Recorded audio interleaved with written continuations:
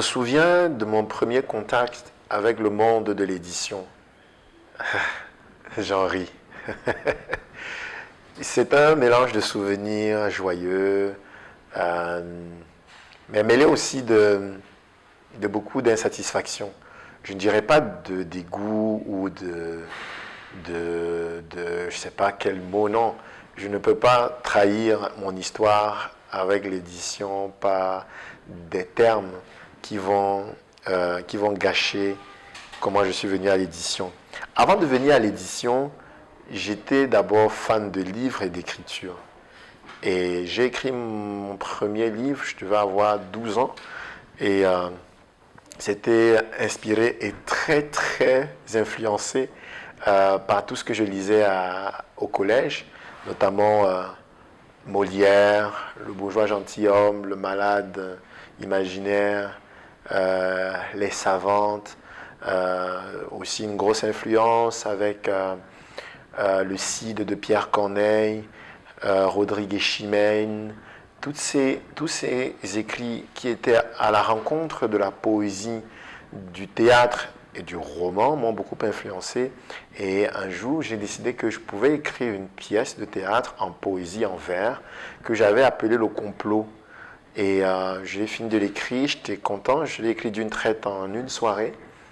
Mais c'est resté un cahier. J'espère que ma mère la garde encore précieusement à la maison depuis que j'ai quitté le nid familial, ça date. Ensuite, j'ai commencé à travailler dans le club journal. Et en plus des informations que je donnais, j'aimais partager des poèmes.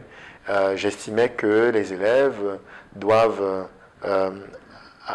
égayer leur journée en lisant un journal où il y a des textes poétiques. Et j'étais très influencé par Alfred de Vigny, notamment un puissant livre que j'ai lu et que je continue à lire aujourd'hui qui s'appelle Les Destinées, qui m'avait été offert par ma mère.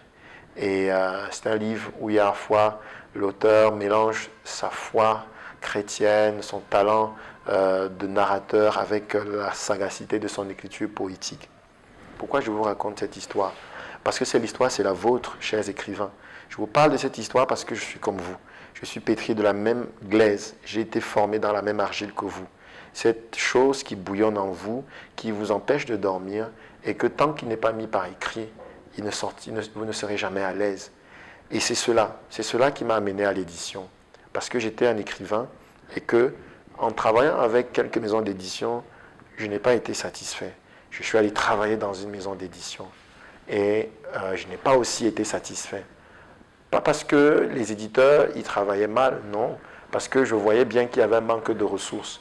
Il y avait un manque de compétences et un manque de ressources. Je voyais des tonnes et des tonnes de manuscrits s'accumuler sans qu'on ne puisse les lire. Parce qu'il n'y avait pas suffisamment de ressources pour pouvoir les lire. On était peu nombreux, on n'avait pas des moyens et on faisait ce qu'on pouvait. Et ce sont les manuscrits des personnes qu'on connaissait déjà, qui étaient vite lus et vite publiés. Je me souviens encore de quelques manuscrits qu'au sein de cette maison d'édition, j'ai pu lire. J'étais bluffé par la puissance des écrits qui étaient empilés dans tout ce bloc de manuscrits qui aujourd'hui, malheureusement, il y a quelques années, sont partis en fumée parce que la maison d'édition en question avait connu un incendie à Yaoundé. Et donc, c'est là que j'ai eu mon premier contact avec l'édition. Et là, j'ai compris que je devais me former, je devais apprendre. Parce que c'est là qu'est vraiment né le rêve, on est en 2008, c'est là qu'est né vraiment le rêve de créer une maison d'édition. Et donc, je suis parti du Cameroun pour le Maroc pour me former aux arts visuels. Et j'avais une attention particulière sur la fabrication des livres. Parce que je savais que ma destinée est liée à la production de livres. Au départ, je voulais d'abord créer une maison d'édition pour mes propres livres, parce que je suis convaincu que j'ai beaucoup de livres à écrire. Et je voulais une structure souple avec laquelle je peux générer mes propres livres. Et lorsque j'ai créé la maison d'édition en 2017, je me suis dit, si je commence par publier mes livres, les gens vont penser que j'ai créé la maison d'édition pour moi.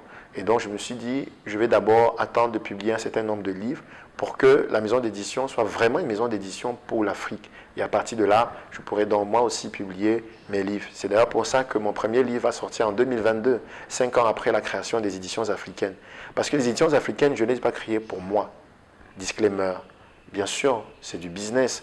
J'ai créé une entreprise qui doit être rentable et qui doit pouvoir donner du salaire aux ceux qui travaillent autour, y compris moi. Donc, quand je dis qu'une maison d'édition n'est pas pour moi, l'entreprise des éditions, elle est peut-être à moi, mais la vision n'est pas ma vision seule. Refermons la parenthèse. Donc, cette maison d'édition, elle a été créée pour vous, pour que vous puissiez réaliser votre rêve, qui est de vivre de vos écrits. Moi, je le crois, c'est le rêve de tout écrivain, vivre de ses écrits. Et j'ai l'immense plaisir de vous annoncer que nous sommes déjà en train de construire cela. J'aurai l'occasion, dans cet espace, de recevoir Anis Bourakadi, un ami, un frère, un collaborateur, un ambassadeur des éditions africaines et un visionnaire aussi du label Afrique, quelqu'un avec qui nous sommes en train de bâtir une vision d'impact. Et durant l'année 2024, on a fait avec lui un test. Et nous sommes aujourd'hui convaincus qu'il est possible de vivre de ses écrits. Il a publié son premier livre aux éditions africaines et nous avons mis en place un protocole de vente, une stratégie de vente et de marketing qui a su montrer ses résultats. Nous sommes en train de le dupliquer avec son deuxième livre ainsi que le premier et le troisième qui est déjà en écriture. Et je suis convaincu que dans la stratégie que nous avons mis en place, lorsqu'il va avoir une série de 5 à 7 livres, il sera vraiment capable de générer un revenu mensuel capable de le faire vivre. Mais je le connais, je sais qu'il ne va pas se limiter à 5 livres ou à 7 livres. Il va aller plus loin que ça. Et je sais également qu'il ne va pas se limiter à l'écriture. Parce qu'en tant qu'écrivain, il a d'autres options pour gagner sa vie en tant qu'écrivain. Et c'est cela aussi que nous voulons bâtir avec vous. Nous voulons vous accompagner au sein de cette maison d'édition à écrire, à publier et à vivre de vos écrits. Alors, je n'ai pas voulu que cette vidéo soit une vidéo technique pour vous expliquer... voilà, nous avons un département X, un département Y. Et je voulais vous ouvrir mon cœur d'écrivain et mon cœur d'éditeur. C'est le même cœur. Je ne fais pas la différence entre moi comme éditeur et moi comme écrivain. Je suis devenu éditeur parce que j'étais écrivain. Et je suis devenu écrivain parce que je suis malade de l'Afrique. Parce que j'ai une Afrique à écrire. Et cette maladie, je ne veux pas être guéri. Je refuse que quelqu'un me guérisse de cette maladie. Certaines personnes disent que je suis fou. C'est un compliment.